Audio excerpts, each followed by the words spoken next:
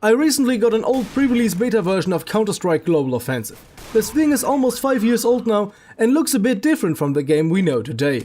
The first thing to notice, the logos playing in the beginning are longer than in the final version, and man, the Valve guy is creepy. I mean, the original Valve guy is weird, but this one is creepy.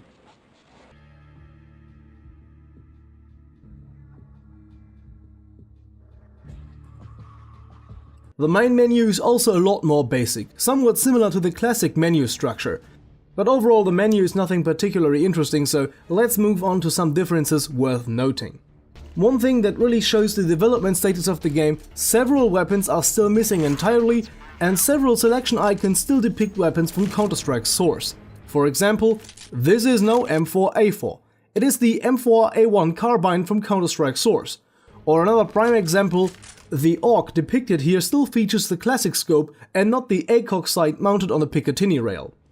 Oh, and of course, the AUG as well as the SG553 still feature the classic zooming style, from before the Spring 2014 update, where both rifles got the more modern FPS-like style zoom. Honestly, I never got quite adjusted to that. I like the old shitty Counter-Strike style zoom. Brilliant. Also, some maps looked slightly different back then. For example, the original Counter-Strike Global Offensive version of Dust 2 featured scaffold supports in the middle of this corridor. These were later removed because they were simply disturbing the gameplay. Other smaller differences are various versions of loading screens, the HUD, and other overlays like the victory notification. And now to the, at least for me, most interesting part, the MP5. In episode 5 of the cut content of Counter-Strike, back then I only had my crappy headset microphone, we talked about the MP5 being cut from CSGO after the decision was made to expand CSGO from a console port of Source to a full-on independent title.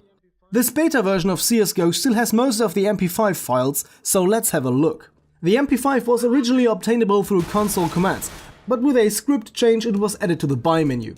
Though it is a little buggy. It is listed as the MP7, even though the item and the model is properly listed as the MP5 Navy. Another buggy thing, since the MP5 has no selection and kill icon, it uses the icon of whichever weapon was selected before. Oh, and yeah, it is bound to the left side for some reason. I think I don't have to talk about the gameplay, since it didn't change much since Counter-Strike Source. It's a remainder of the portation, so it's pretty much still the same. Though the view and world model have been significantly improved since Counter-Strike Source, it is still not up to the standard of modern Counter-Strike Go weapons. It is kind of in between Counter-Strike Source and Counter-Strike Global Offensive weapon style.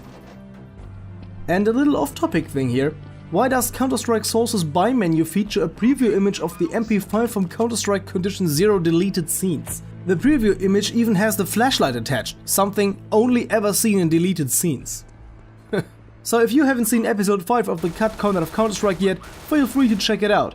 There we are talking about the MP5 and the M4A1S/M4A1 regular.